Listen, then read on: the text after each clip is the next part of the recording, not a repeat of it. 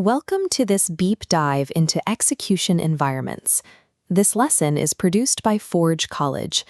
You've already mapped out transaction lifecycles. You know exactly how a transaction is validated, metered for gas, and propagated through the network.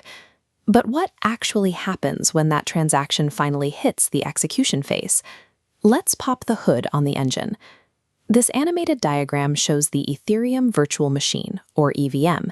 It is a strictly deterministic, sandboxed runtime environment that processes those incoming transaction data streams.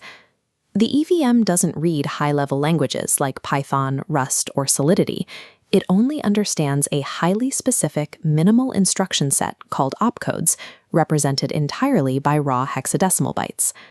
Today, we are going to map out the core architecture of this environment, trace a raw bytecode sequence step by step, and solve the deployment paradox, the confusing reality of why the code you deploy isn't exactly the code that ends up on-chain. Opening this black box and tracking exactly how it behaves is the only way you can accurately predict how a transaction will alter the permanent state of the blockchain. To predict execution and gas consumption, we track state. This diagram shows the three data regions the EVM uses. First is the stack, a vertical last-in, first-out structure. It holds 256-bit word slots, capped at 1,024 items. This space is ephemeral, a highly restricted scratchpad for immediate calculations. When a call finishes, the stack is destroyed. The second region is memory. This horizontal grid tape represents a byte-addressable linear buffer.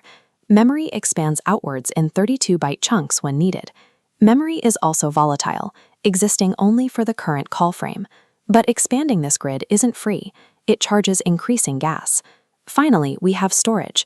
This heavy vault represents the canonical on-chain state, a persistent key-value store mapping 256-bit keys and values. Because storage persists permanently across transactions and blocks, writing data into this vault is the single most expensive operation in the EVM. Mastering EVM gas optimization is an exercise in resource management. You want to minimize those expensive storage writes by skillfully juggling temporary data. Let's trace the machine with a micro-EVM autopsy. Here is a raw sequence of hex bytes, an arrow representing our program counter, and empty stack and memory domains. The counter reads 0x60, the push 1 opcode, reading 02 and pushing it onto the stack. The counter moves forward to another push 1 operation, reading 03.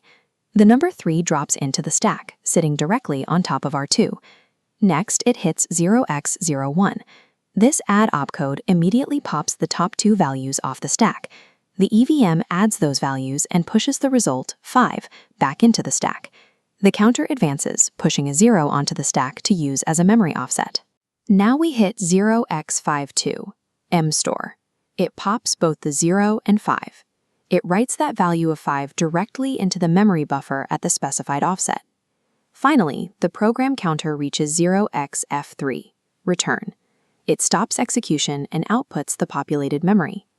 When you interact with a massive decentralized application, you are triggering thousands of these exact micro-operations. The EVM is completely predictable. This returned memory payload explains a major quirk. Notice how the output morphs into a massive block of dense hex code. When you deploy a smart contract, the bytecode you submit is not the exact code that lives on-chain. The submitted deployment payload is actually initialization code, or the constructor. The final logic saved is the runtime code. The initialization code executes exactly once during deployment. Its sole purpose is calculating and outputting the final bytecode. Just like our microtrace, this process uses mstore to assemble the final code in memory before hitting a return opcode. The EVM takes that returned memory block and deposits it permanently into the account's storage vault. This saved permanent payload is the runtime code. It contains the actual functions and logic that users interact with on all subsequent calls. Isolating one-time initialization execution from persistent runtime code is essential for dissecting deployment artifacts and accurately calculating gas costs. The EVM is a strictly metered loop, translating raw bytes into precise stack, memory, and storage mutations. The economic constraints of Web3 are defined entirely by this physical architecture. Gas costs rise and fall based on the difference between ephemeral workspaces and permanent state. And every piece of logic deployed follows the exact same pattern.